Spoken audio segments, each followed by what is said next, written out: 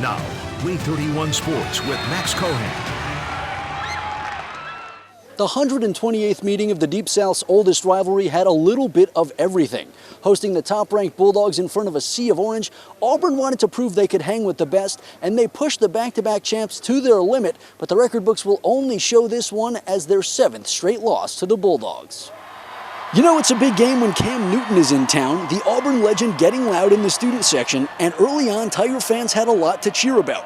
Peyton Thorne pulling a card out of Robbie Ashford's deck of tricks as he breaks free for a 61-yard gain. The Tigers would claw deep into Bulldog territory but have to settle for a field goal, going up 3 as Fort Payne's own Alex McPherson drills the 27-yard chip shot. And then the Tigers made a statement on defense. Carson Beck back to pass, and this one is into coverage. 2 men claim possession as they hit the ground, but the officials say Jalen Simpson picked it off, and the fans crank up the decibels at Jordan-Hare.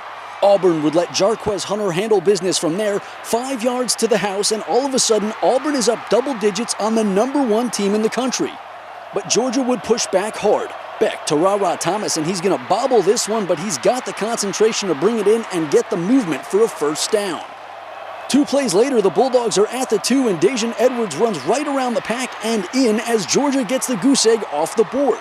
And after another successful drive, the Bulldogs tied the game with a field goal, all even at 10.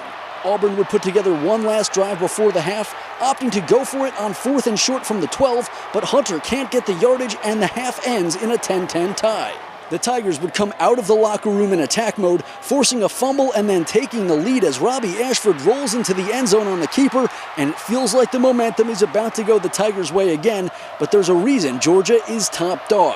They even things back up as Edwards sniffs out his 2nd touchdown of the game, bringing things even at 17. Both teams would add field goals, so the game was tied at 20 late when Brock Bowers finally broke out of his shell. Contained to just 2 catches for 9 yards in the first half, he finished with 8 for 157 yards, highlighted by this 40-yard touchdown rumble to give the Bulldogs the late lead. Auburn would have one last chance, and on 4th and 9, Thorne has to throw it. He's looking for the first down, but Malachi Starks has other ideas, picking it off and sealing the game for Georgia as they avoid the upset, 27-20.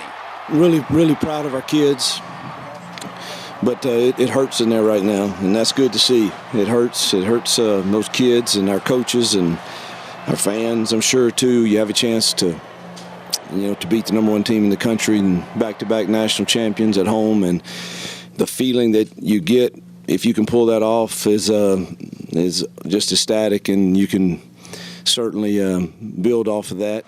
It hurts, and it's disappointing that we didn't find a way to get it done today, but I'm really proud of our kids. Auburn will have next Saturday off as they regroup and refocus heading into the second half of the season, but it doesn't get any easier after the break as a trip to Death Valley looms on October 14th. Reporting in Auburn, Max Cohan, Way 31 Sports.